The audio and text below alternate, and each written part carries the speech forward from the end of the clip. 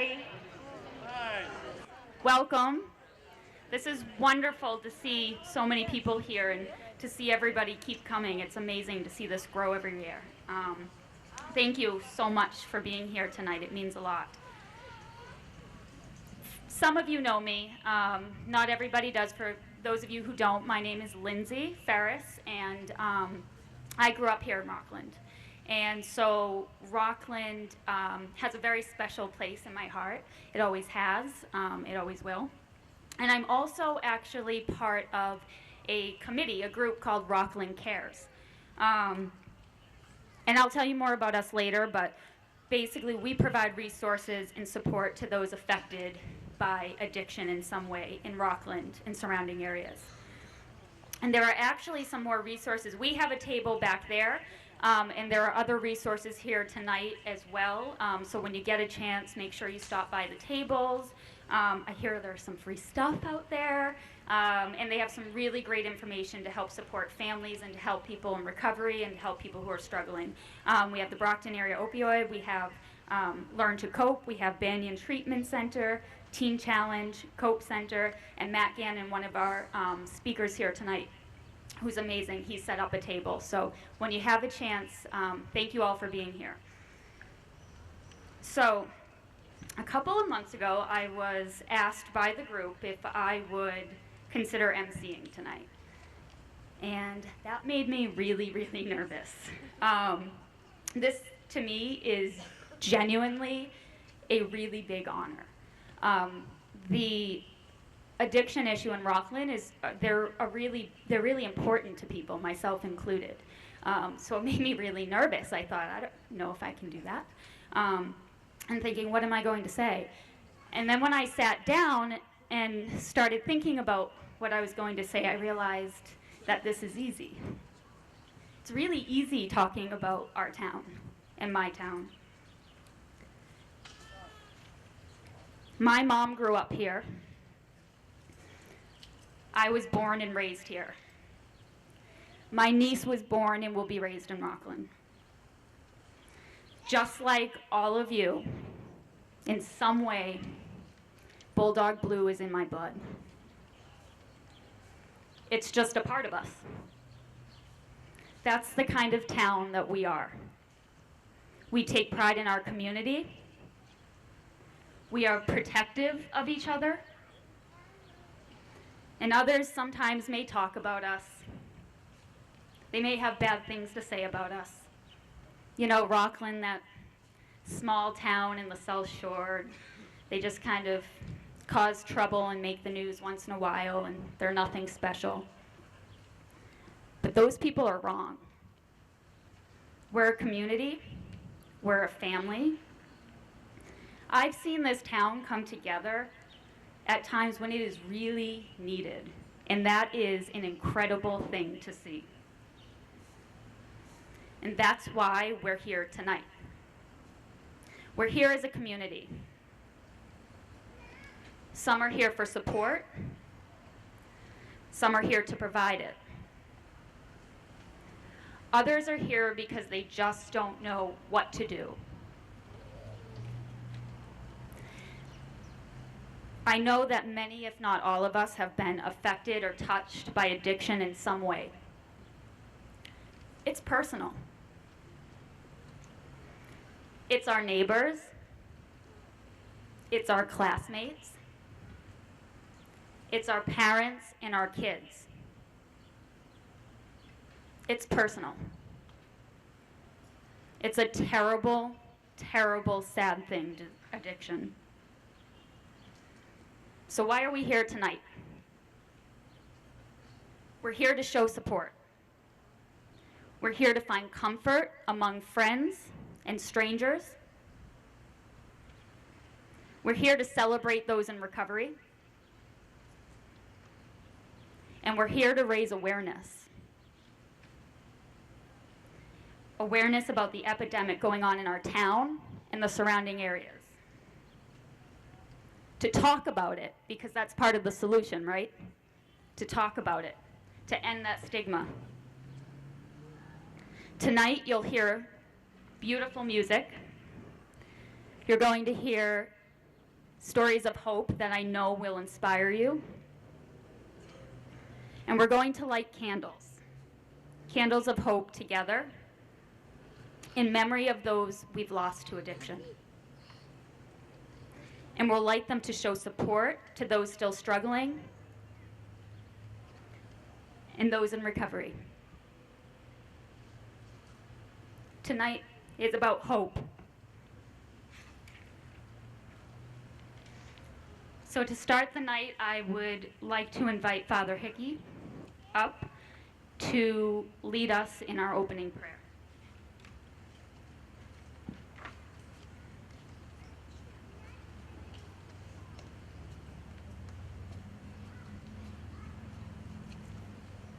Maybe it's less about me praying and it's about our praying. So maybe if you could do this, we do this at Holy Family. I think the Episcopal Church does it too.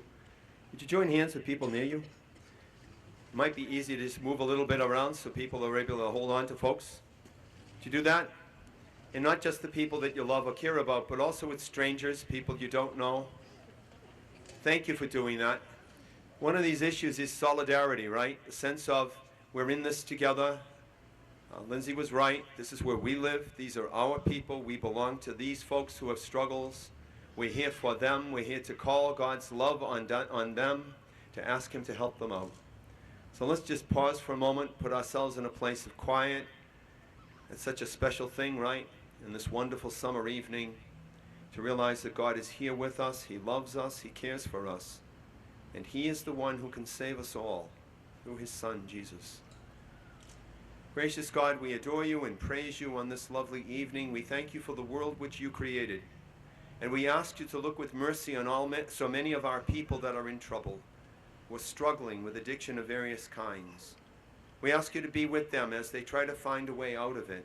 We ask you to be especially with the folks that have beaten it, at least for right now, that you would keep them on that path of being free. We ask you, Lord, to be with all those who love them and care about them and are worried about them. We ask you to help us to know how to deal with this. Give us the grace we need. We know that very often it has just two basic components, that we're willing to listen and to be honest, and we're willing to turn to your Son, Jesus, who has come to save every human being, no one excluded. So send your blessing, Heavenly Father, now on everyone here. Give us your grace, your comfort, your consolation, your strength. Give us courage.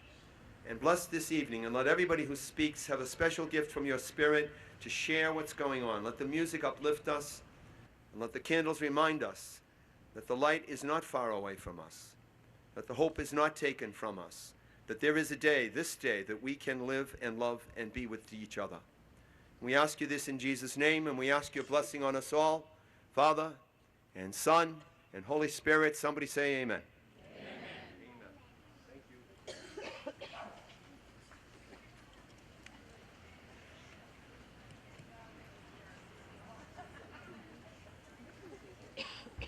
Thank you, Father. Okay, I would like to, as I promised, we have some beautiful music tonight, and I would like to introduce our singer and my friend, Jennifer Kirby, to sing Three Things. Hello. Thank you so much for having me. I'm so happy to see such a huge crowd. I was here last year, and it seems to be growing, and it makes me feel really good. And I'm glad. Thank you, Lindsay, and thank you, Rockland CARES.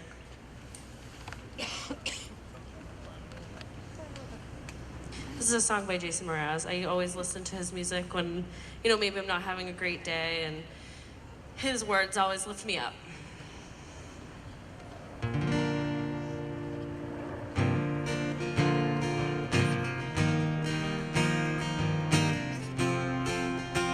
There are three things I do when my life falls apart. Number one, I cry my eyes out and dry up my heart. Not until I do this will my new life start. That's the first thing that I do when my life falls apart. Oh, oh, oh, oh, oh, oh, oh, oh, oh. The second thing I do now is I close both of my eyes. eyes, sing thank you to each and every moment of my life. Covering all the love is, let it fill me up inside. Gathering my strength from sorrow, I'm glad to be alive. Things are looking up, and now above the clouds the sun is shining. Things are looking up, and now above the dark the sun is rising on three little things. Whoa, oh, whoa, oh, oh, whoa, oh, oh, oh, oh, oh, oh, oh, oh. The third thing that I do now when my world caves in is I pause, I take a breath and bow and let the chapter end. I design my future bright, not by where my life has been. And I try again. Yes, I try again. Things are looking up. I know beyond the dark the sun is rising. Things are looking up. I know above the sun the cloud is rising on. Things are looking up. Love is still the answer. I'm relying on three little things. Oh, oh, oh, oh, oh, oh, oh, oh, oh, oh.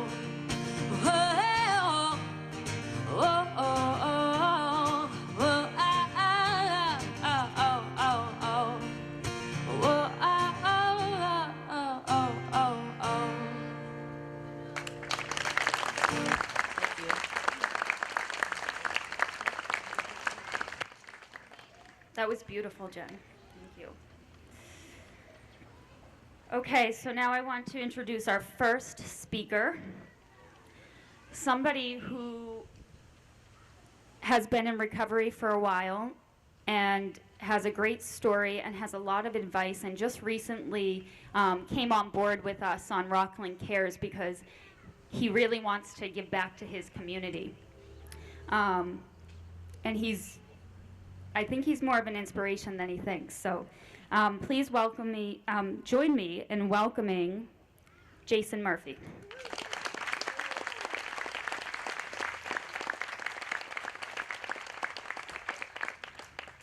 Good evening. Big turnout here. Just want to thank Linz for having me. The main reason I decided to do this was I came the other night, and I talk to my buddies all the time that are in recovery, and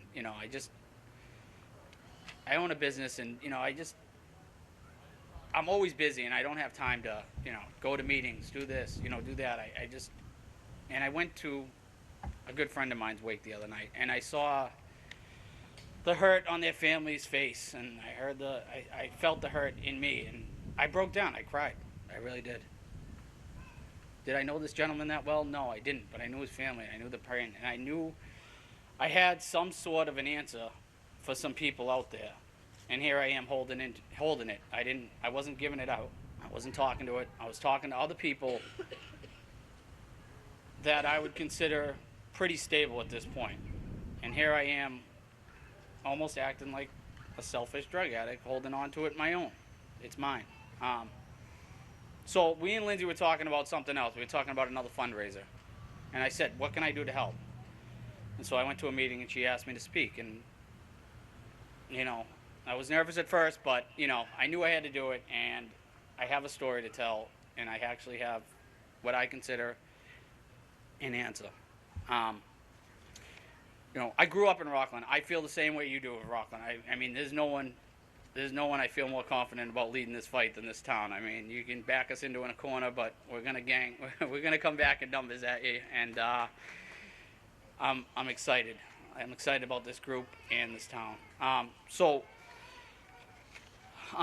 grew up in Rockland. I played football. I played sports. I was successful at that. I went to school. I went to college. This wasn't supposed to be me. This wasn't supposed to be me. Um, Somewhere along the line, I started drinking, and I started late, 18 years old. I didn't start drinking until I was 18 years old. Good family, had everything you could ever want to have. This shouldn't have happened. I get into college, you know, drinking, partying, whatever. But I could not stop. There was something different in me. I couldn't stop. Wake up, have another beer, have whatever, whatever drugs anybody had, I was looking for. This secret went on for a long time. A long time. I lose track of time frames, but basically I broke down. I told my parents, listen, I'm addicted to Oxycontin. I need some help. Shocked. I couldn't believe they didn't know, but they were shocked. At that point started this train of destruction, from rehab to outpatient to sober house for, I'd say, the next 2 years, two and a half, 3 years. And the pain and torment that I took my family through is something that I will regret for the rest of my life. But I wouldn't change it for the world, because it got me to where I am. I would change it for them. I wouldn't change it for me, because it made me the person I am today. And it gave me the ability to help people that other people can't help. They can't reach. I can reach people. I can help people. I can do what doctors can. I can take somebody's hand, put it into God's, and help them recover from this disease. I can guide them through that. Any medicine, anything that's out there is just, it's a Band-Aid on an open wound, and I'll get to that part in a second. So I get to this place. Finally, somebody says something. Somebody reads something to me one day, and I just, I had no idea.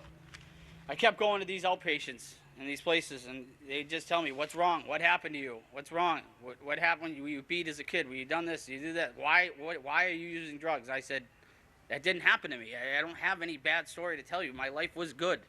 I live a good life. I don't know why, And I sat down with this gentleman in a group with some people, and he read me this paragraph out of a book, and it said, men and women drink essentially because they like the effect produced by alcohol. And sensation is so elusive that while you admit injurious, they cannot after time differentiate the true from the false. To them, their alcoholic life seems the only normal one. They are restless, irritable, discontent, unless again they experience the sense and ease of comfort which comes once by taking a few drinks. Drinks which they see others using with impunity. After they have succumbed to the desire to drink again, so many do, and the phenomenon of craving develops, they pass through a well-known stages of spree, emerging remorseful, with a firm resolution not to drink again. This is repeated over and over unless the person can somehow experience an entire psychic change. There is very little hope of recovery. Wow, first sentence. They drink essentially because they like the effect of alcohol. That was me. I drank because I liked it. That was my thing. Drank, used drugs because I liked how it made me feel. No one ever told me that. So I listened to this gentleman after that. No one had ever come to me and said, you just like to do it. Yeah, you're right, I do. But at this point, my life's a mess. It's causing me harm. And what he explained to me was that I had an allergy to alcohol and drugs. I could no longer use them in safety.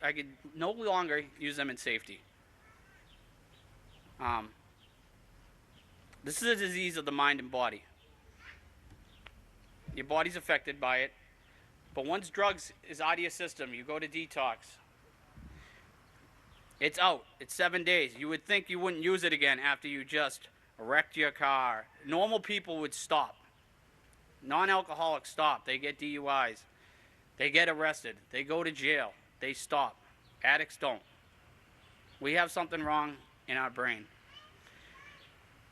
Which, if you take the drugs and alcohol out of our system, we get even more crazier. We're obsessing. We just think about it time after time after time. And again, that's it. That's all we think about. We drive ourselves crazy.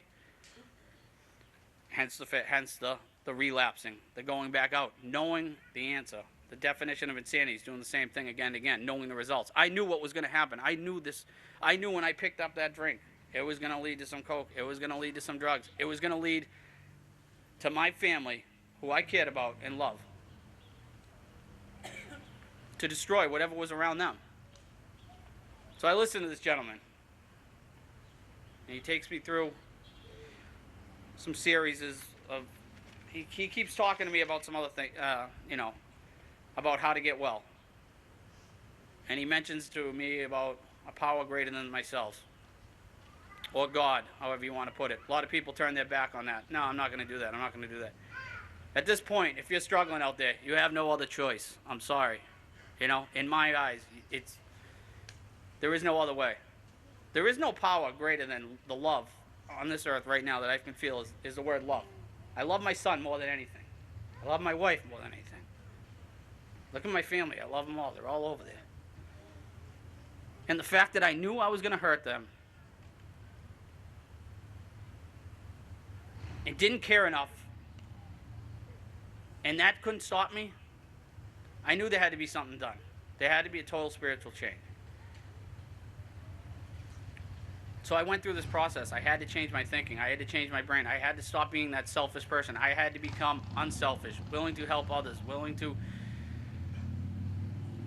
think of others first instead of mine. Because I was a self-seeking, selfish maniac who didn't care about anything else but myself. I cared about other people. I didn't care enough to stop. And that brings me to today. Fast forward.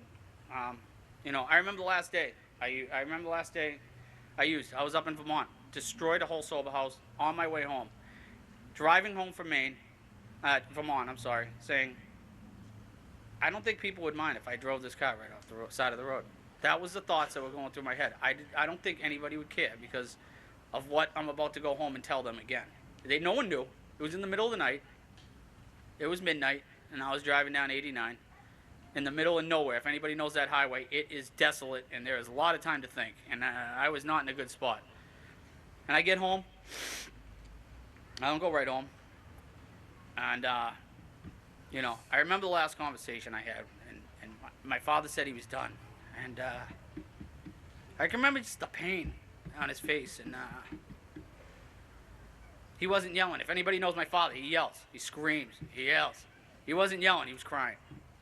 He said, I'm losing my best friend. And yet, he was taking a golf trip to Florida, and he left. And, that was one of the last things. For a guy who said that to me, this is the power of this and how fast it can change. That guy said he was done. My father said he was done. He wouldn't give me any money. Wouldn't do anything. I'd mow my grandmother's lawn. He would tell her not to give me $10. $10, because he knew what was going to happen if I gave me $10. Fast forward a year and a half. After my now wife left me, came back. They saw a change in me. Something was different. Something was different. It was either the way I walked, something. I wasn't talking it anymore. I was walking it. I was living it. And, a year and a half later, we're going into business together. We're handling money together. We own 2 restaurants now. I'm married to my wife. I have a beautiful 1-year-old son. I'm a godfather to my nephew over there. I got 5 nieces and nephews. I love them all. I wouldn't have any of this. My solution I found, and I know there's other solutions out there. I found mine through there's other rehabs, there's other different things. I found mine through, and mostly it was because of drugs, but I found mine through Alcoholics Anonymous and the 12 steps. I needed to change my way of thinking, and those steps helped me tremendously. And I believe in my whole heart, if you take that and you go find somebody that's gone through this, and you grab their hand and you have them and you say, listen, I need to do what you did. If you're struggling out there and you find that person, I'm telling you, it works. I know the percentages are low, but I was in a sober house with 30 guys. 10 of them, I think, are still sober to this day. Because we did the same thing. We're all walking the same path. We're all doing the same thing. but we're living it. We're not walking it. We're just, but life's good. It's great. I'm so happy. I got a son. We just opened a new restaurant down the Cape. It's doing well. But if all those things went away, I'd be fine. I'm okay. I don't consider myself in recovery anymore. I consider myself a recovered alcoholic and drug addict. And the reason I call myself recovered is because I no longer obsess over drugs and alcohol. I have a bar. We serve alcohol. I can walk freely through this world anywhere. I can go anywhere. I don't have to rely on anybody else. I have a connection with a higher power. And they help me through that. Anytime I get in situations, I have steps and procedures or whatever that I go through in my head when I get in like little situations where I might feel uncomfortable. But you know what? One of these days, you guys are going to be put in a spot where it's going to test you. And you got to have someone to lean on to. And, you know, I thank Lindsay for doing this.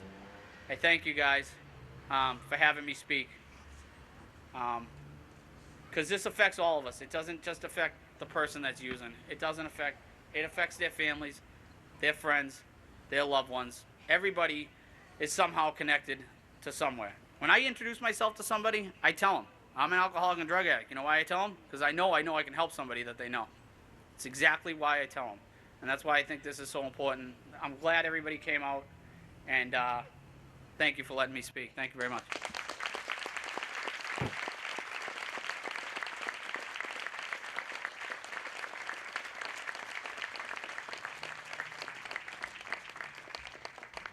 Can we have one more round of applause for Jay? That was great.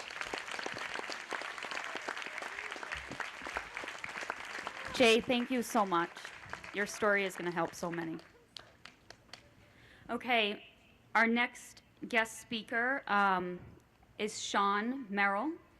He has a few different stories. He is in recovery as well, but he's also lost a loved one. And he is doing the work of trying to help those who are struggling in recovery as well. So please join me in welcoming Sean.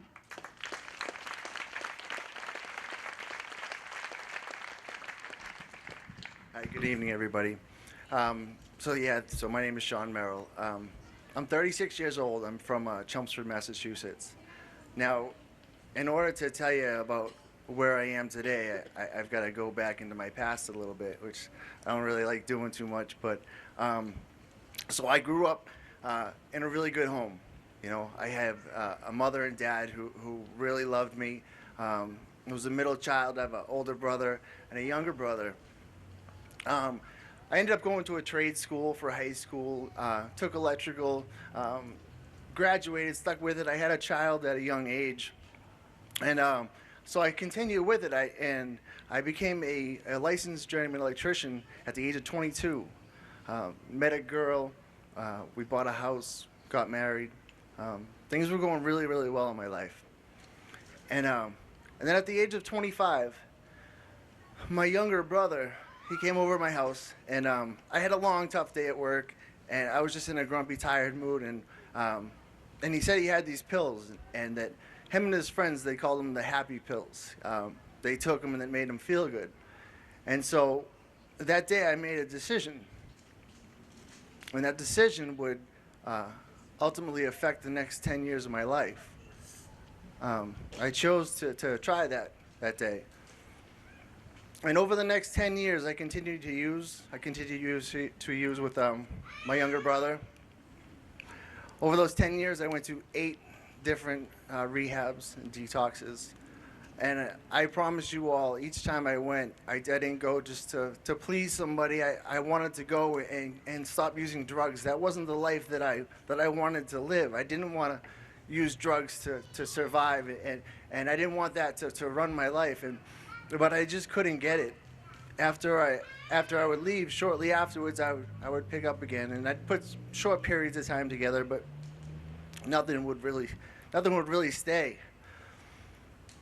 During those 10 years, drugs, they took over my life so much. I started losing things. I started losing almost everything. My daughter, when she turned 11, I lost visitation rights to see her.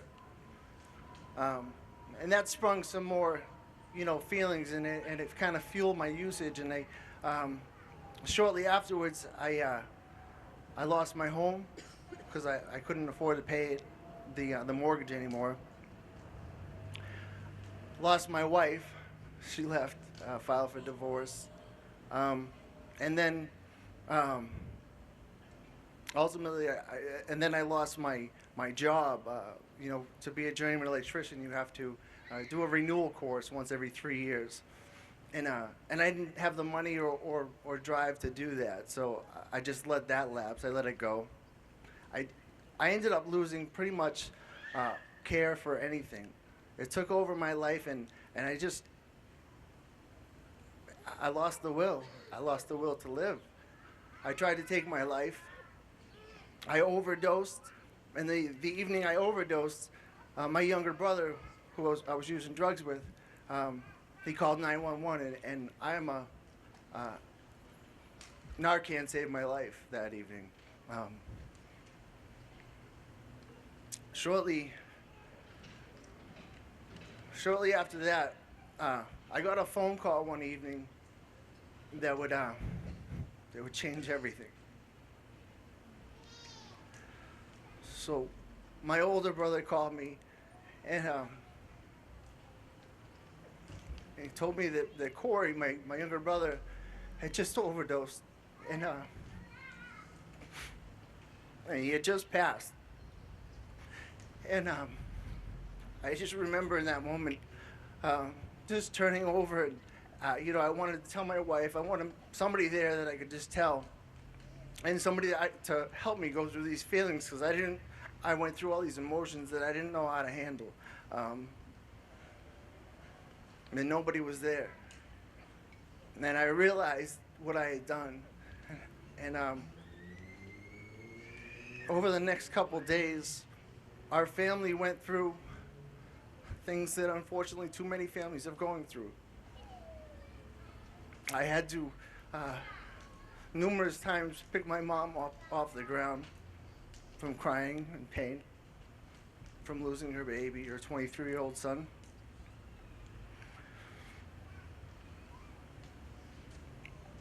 In that time, God showed me how selfish that I had been. And all the decisions, I always thought my decisions to use drugs was affecting me. And I didn't understand my family and why they cared so much. And I got to see firsthand why they cared so much. And I cried out to God for help. And He was the only person that was there that I knew I could ask. Everybody else had given up hope on me. I mean, after the third, fourth, fifth detox, people just kind of start to think you're not going to do it. And I can't blame them. So I cried out and I asked God to help me. And shortly after, a pastor came into my life. And this pastor told me about Jesus Christ. And he taught me the ABCs, which is admit, believe, and confess. And he told me if I did those things that I could start over, that I could have a clean start. And at that point in my life, I needed that. You see, Corey was 7 years younger than me. He was that brother that I was supposed to be a role model to. He was the brother that I was supposed to show him the right way to live, not use drugs with him. So all the guilt and shame that I had, I needed a new start. And so that day, I made the decision to accept Jesus. And I wish I could tell you the next day everything was better, because it wasn't like that. But slowly, things started getting better. This pastor told me about Teen Challenge, and I laughed because it sounds like a game show on Nickelodeon, And I was 35 years old, so I thought he was kidding, but I didn't know it was for adults also. And so I went to Teen Challenge on his advice. And when I got there, things were different there. Instead of all those other places that I went to that I felt like I was being judged, I had like 73 grown men that came up to me and loved me and were hugging on me and telling me that they had faith in me and they knew I could do it. And that was the difference for me. You know, this pastor told me he believed in me, and I hadn't heard that in a long, long time. I graduated from Teen Challenge in May, and things are starting to be restored to my life. Teen Challenge, they sponsored a trip for myself and my daughter, who's reunited with me, to go to Six Flags, and you know that's being restored. She's just starting her sophomore year at Suffolk University. I'm so proud of her, and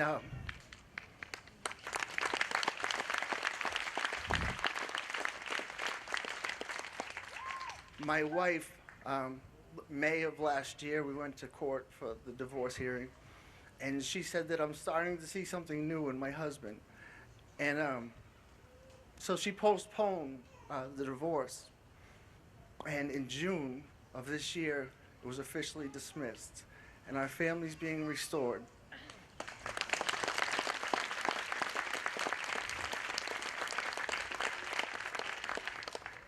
My mom, she doesn't have to worry about going through that again.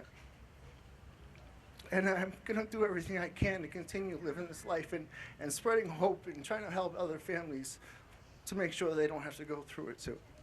So thank you.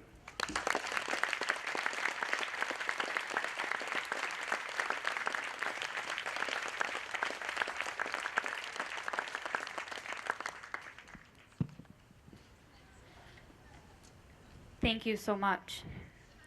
I think you're all seeing a theme here of hope. There is hope.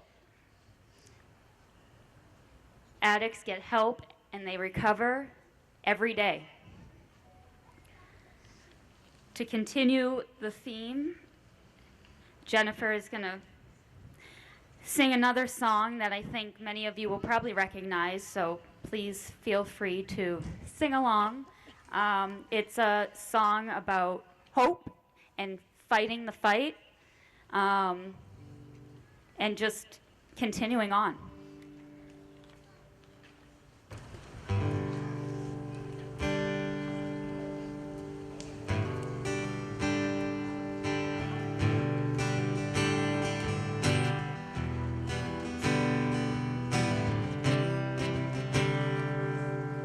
Like a small boat on the ocean, setting big waves into motion.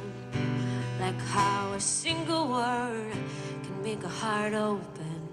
I might only have one match, but I can make an explosion.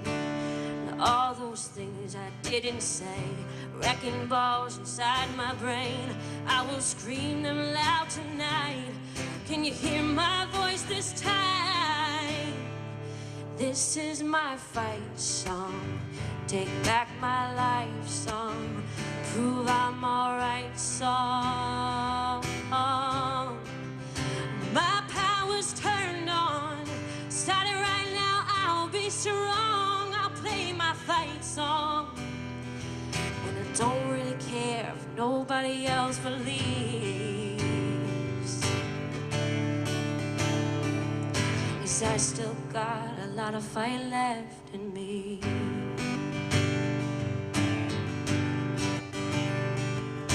Losing friends and I'm chasing sleep. Everybody's worried about me. I'm in too deep. I'm in too deep. It's been 2 years and I miss my home. There's a fire burning in my bones, and I still believe. I still believe in all these things I didn't say. Wrecking balls inside my brain, I will scream them loud tonight. Can you hear my voice this time? This is my fight song, take back my life song, prove I'm alright song. My power's turned on, starting right now, I'll be strong. I'll play my fight song, and I don't really care if nobody else believes. 'cause I still got a lot of fight left in me. A lot of fight left in me.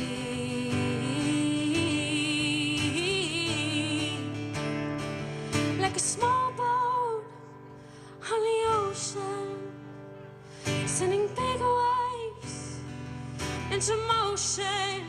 Like how a single word can make a heart open. I might only have one match, but I can make an explosion. This is my fight song. Take back my life song. Prove I'm alright song. My power's turned on. Start it right now, I'll be strong. I'll play my fight song. And I don't really care if nobody else believes,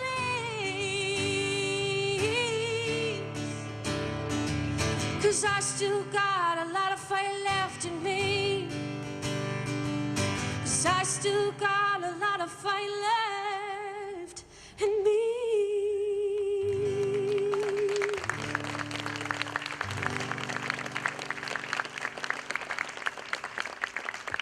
Awesome. Thank you so much. So our next speaker I saw for the first time last year, and you could like hear a pin drop. I was just really blown away. He is also in recovery, but he's also a poet, and he has a really unique way of telling his recovery, so I will let him do that. This is Matt Gandy.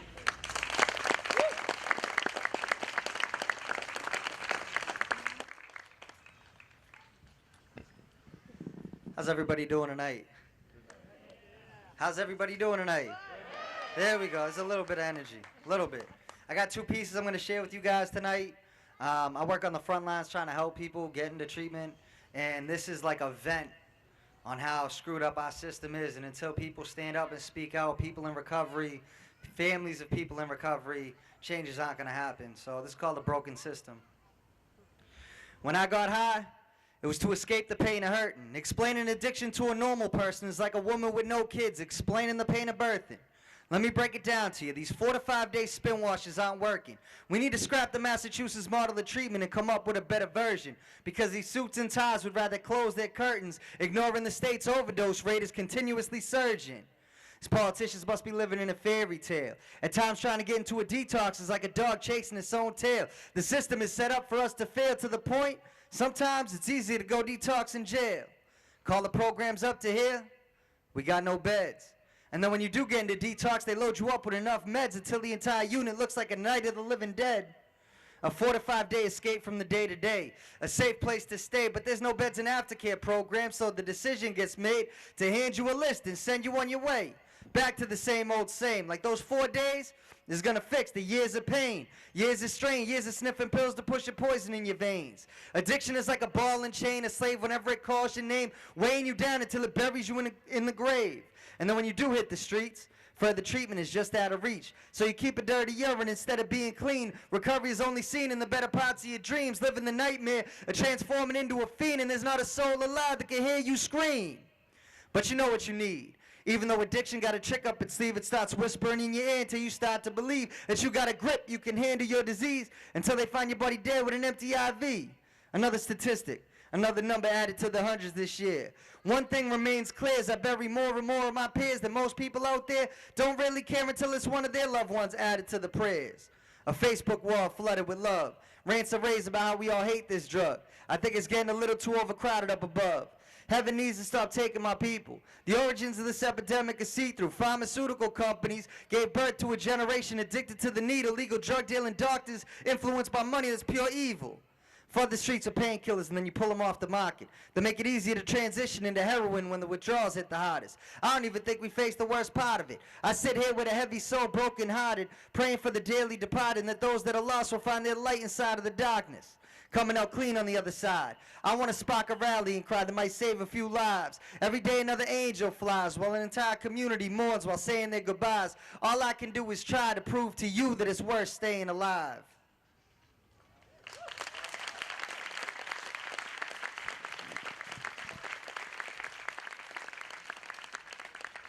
Now I need your guys' help. Can I get that? No, no, yes, maybe a little bit. A little bit, a little bit. All right, I need everybody to wake up. Every time I say IMA, I need the entire crowd to say miracle. IMA. Oh, come on, you can get louder than that. I think we need a disturbing the peace order against us, the police back there. IMA. IMA. IMA. A beautiful soul, living, breathing, standing on stage, screaming out for joy. Not only was I lucky enough to make it to this beautiful place, so was my little girl and boy. We're given a once-in-a-lifetime chance, so stop saying I can't when faced with any obstacle. Because lately I've been feeling unstoppable, so don't tell me to give up on my dreams, that what I'm trying to be is impossible. I'm possible. I destroyed every negative thought of mine, outside the box thinking, reopened my mind. Made it through the darkest nights just to see the sunshine. Just to see the beautiful smile of my sunshine. These aren't stories, I literally bleed across these lines. Even if I died, still breathe inside these rhymes. And when those miracles are hard to find, faced with hard times, screaming up to heaven, please show me a sign. I remind you to leave all of your problems behind, that you were designed to be a miracle. IMA. They say you can't be this, you'll never be that. You're never gonna escape the shackles of your past. Take everything about you and throw it in the trash. They try to break you, like I put my fist through the glass, smash. Don't ever listen to what they tell you, you can't do. Ignore whatever point they're trying to prove. Say to yourself, I will not lose. Then the drive and determination will rise inside you like the fire burning with the heart of a lion that's roaring inside too. You are beautiful. Just don't let the negativity ruin you. They couldn't fit into a pair of your shoes. So if you've been staring at the world from a difficult point of view and those gray skies refuse to be blue, close your eyes and say, I am a. I'd rather build people up than break them down, because I know what it's like to almost drown. I hit rock bottom and there wasn't a soul around. An angel put their ear to my chest and they couldn't hear a sound. And then I rose like a giant phoenix and that heartbeat was found. It's a miracle that I'm standing here right now. I am a. I am a. I am a. Don't you ever forget you're a miracle. And one thing to add before I step off, I always say I don't mourn death, I'd rather celebrate life. And I live by that. And I just want to say rest in peace to James Slattery, Stephen Pacheco, Michael Sparks, and Dougie Sparks. Thank you.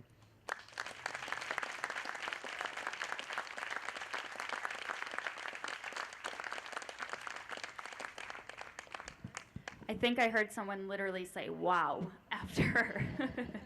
That's amazing, Matt. Thank you so much. So we're talking about all of this recovery, and we're talking about places you can get help and resources, and we have the resource table, so I want to continue with that. So that family members out there and those struggling know where they can start, because you're not alone. We're here. And resources are here for you. It's possible. So I would like to welcome our next guest speaker, Jack Riley, who is from Learn to Cope, and they have a table here as well, so he's going to talk about some of their services. Thank you.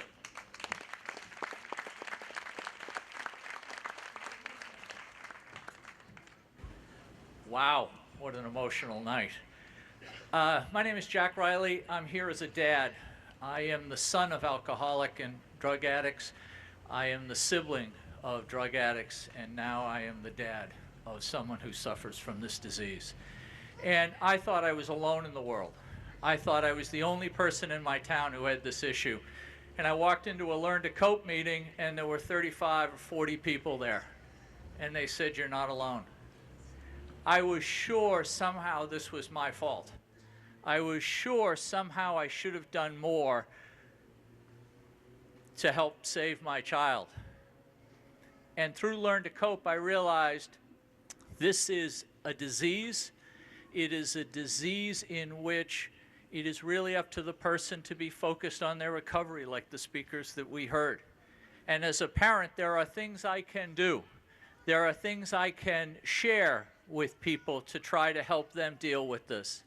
It is unimaginable for a parent to realize that their child is a heroin addict. It is unbelievable for a parent to have to make the choice of whether or not you let your 19-year-old daughter, who you love to pieces, decide that it's not right for her to live in your house because you can't have this condition in your house. And so you risk what I call my eternal soul to tell her she can't live there and she needs to go to detox. Luckily, she went to detox. Luckily, I had a group that could help me deal with that. And so Learn to Cope has 20 meetings throughout the state on a weekly basis, started by Joanne Peterson, who really fought this battle alone 11 years ago and has been committed to it ever since. And it helped save my life. And I am a certified Narcan trainer as well. And Narcan is a wonderful thing. And if anyone tells you that people use heroin because there's Narcan, they do not. They use heroin because they have a disease. And Narcan saves lives. And if Narcan can save the life of somebody, we need to do it. And so it's available at Learn to Cope meetings, and we provide training for it. And I'll just quickly end by the fact that I buried my brother. And I made the decision when he was in a coma to end his life, when he had no chance. And he was a drug addict. And I always wondered why I had to do that. And yet, when I had to make the decision about my daughter, I knew it was recovery, jail, or death. And I knew that I loved her enough to risk everything to say, you can't live in my house. She's now 3 years, and I don't want to say clean because it's not about dirty and clean. She's 3 years in recovery. She works in the field. She helps people who come out of prison.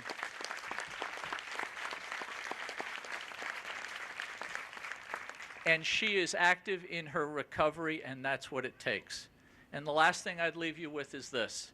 We lost 1,000 people last year in this state. And that doesn't include Springfield, Worcester, and Boston numbers, which I think is a crime that they're not included. But we lost 1,000 people. Think of that. 4 airplane jet full of 250 people died. And we spend almost no money on prevention in this state. Do you think if 4 planes crashed at Logan Airport, we'd solve that problem? You bet we would. And we're not solving that problem. So it is important for all of us to be advocates because it affects everybody in this country somehow, some way. And so it's wonderful to have a group like this get together, and I thank you very much.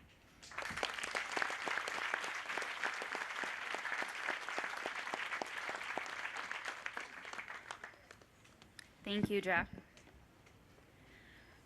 So I just want to talk a little bit about Rockland CARES, because you've heard me say it. You've hopefully you've seen our new logo around. We just rebuilt our new website. We're really trying to get out there, and I just want to tell you a little bit about what we are, because you hear it and maybe you have no idea what we do. So Rockland CARES, it stands for Community Awareness, Resources, Education, and Support.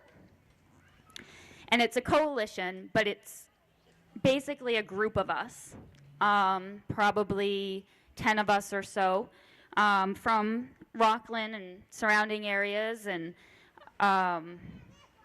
who provide, our mission is to provide information and support to those affected in some way by addiction in Rockland and surrounding areas. And we're just community members. I'm a Rockland graduate. I have family here. We have people from the school, the police station, people who just care about stopping this epidemic in our town. And how do we do that? We try to get into our schools, the churches. We build relationships with local groups. We meet with other coalitions, try to find out what they're doing, what can we do to stop it. We just want to be there as a support for Rockland. We meet a couple times a month and discuss things like this. The Vigil. How do we get the word out? How do we get people here?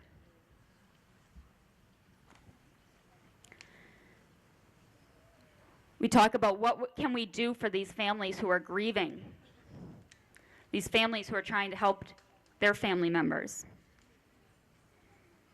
And that's it. We're just community members looking to make a difference. So we're here. We're here for support. We have relationships. We can lead you in the right direction with resources. You can visit our website. We're at rocklandcares.org. You can email us at rocklandcares@yahoo.com, or you can find us on Facebook. We're really just here to help, and we're always looking for new members. We're always looking for people's input. So that's what we are. If you see our name, if you see anybody in one of these shirts, stop us and say hello and ask us about it. That's what we are. We're just kind of a community group, and we just want to make a difference. And, you know, we're seeing that this epidemic is killing our town, and we want to do something. So before we begin the candles and our tribute video, and we have one last song from Jennifer, I would like to welcome Reverend Sarah Brockman from Trinity Episcopal Church up to do our closing prayer.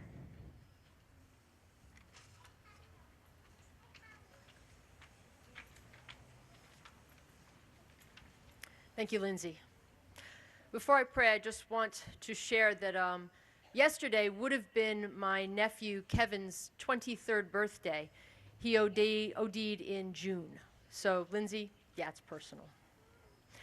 So I invite you now to go to that place in your heart and in your soul, that quiet place that aims out and away and towards a higher power, and let us pray. God, who created all things and created each of us, thank you for bringing us together as a community of strength and love tonight. For those who mourn tonight, please grant them peace. For those who struggle tonight, please grant them strength and fortitude. And for those whose journey of recovery feels complete to them, please grant them courage, both to continue on that path and to share their journey with others so that they can inspire them. And grant us all grace to take us through this night. Amen.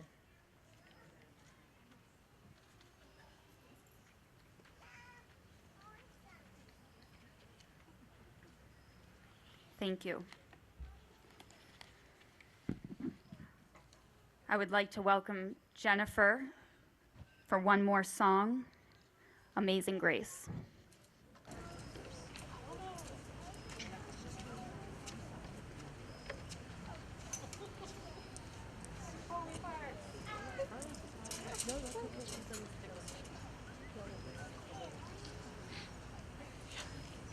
Amazing grace, how sweet the sound that saved a wretch like me. I once was lost, but now I'm found. Was blind, but now I see. Through many dangers, toils and snares, I have already come towards grace that taught my heart to fear. And grace will lead me home. Amazing grace, how sweet the sound that saved a wretch like me. I once was lost, but now I'm found. was blind, but now I see.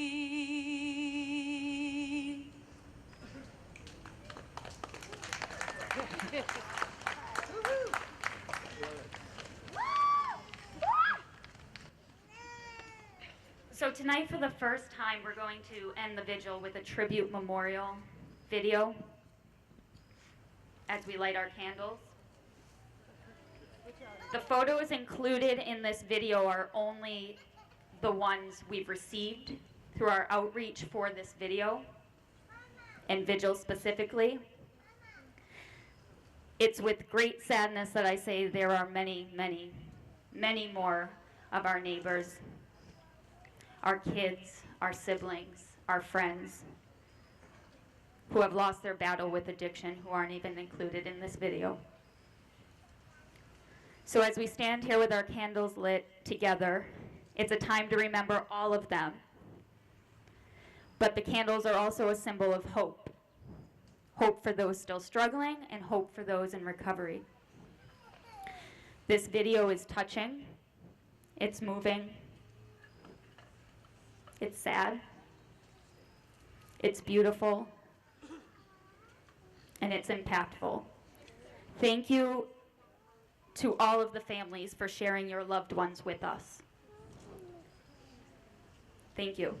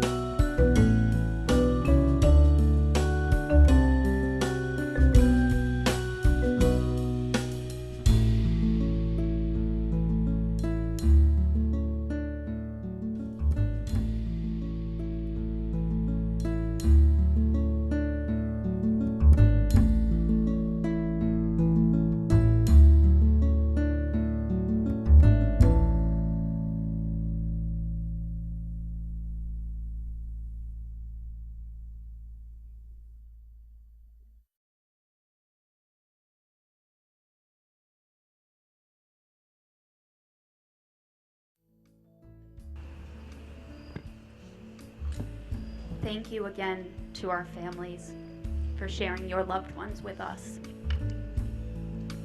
They're beautiful. And that's why we need to continue this, is for them. We keep talking about it, and we keep listening. Thank you all for being here tonight. It's making a difference. Have a good night. Thank you.